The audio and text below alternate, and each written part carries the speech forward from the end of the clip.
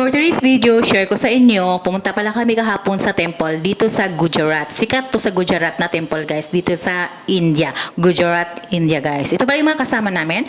Kaibigan ng aking partner na Indiano at saka pamilya niya at ang hipag niya. Then, before that guys, may nakita kaming nagluto sa kalsada is kasi gutom na kami. Wala pa kaming almusal, kumain muna kami. Ayan, bawal to sa masilan guys, okay? Yan nga po guys. At nakita nyo ang gwapo, di ba? At ito nga, naghihiwa si Lolo ng gulay. Kayo na lang mag-adjust kung hinugasan ni Lolo ang gulay or hindi. At ito na nga guys, binalot sa dyaryo yung luto na pagkain. Masasabi ko lang sa pagkain na to is masarap. As in, walang halong biro guys, masarap siya. At dito na nga guys, nakarating na rin kami sa haba ng biyahe guys, sa wakas, di ba? Nakarating na rin kami. Thank you God.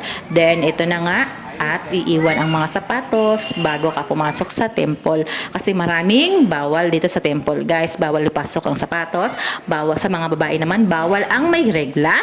Bawal ang naka-sleeveless, naka-short at naka-skirt. Kailangan ang dress mo is hindi kita ang legs. Kailangan hanggang sa paa dito guys. Kaya ang mga babae dito guys, pag bumibili sila ng dress, kailangan may leggings sa loob kasama. Ganon dito sa India guys. Yung partner kong Indiano nakapasok naman kahit naka-short. Pwede naman guys. Pero sa ibang temple guys, kasi dalawang temple yung pinuntahan namin, bawal ang naka-short kahit lalaki. Kaya hindi nakapasok yung partner ko kahapon sa isang temple.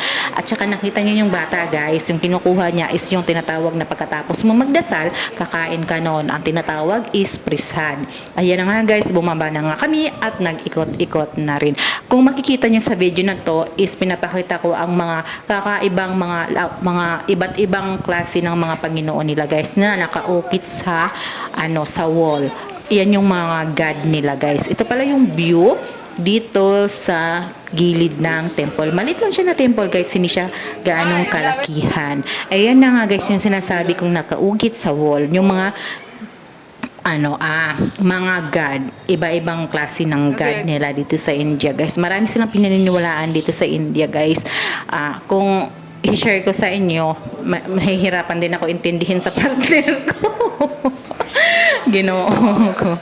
Kasi yung partner ko is fluent sa English. Ako talaga bobo sa English guys. Aminin ko talaga yon.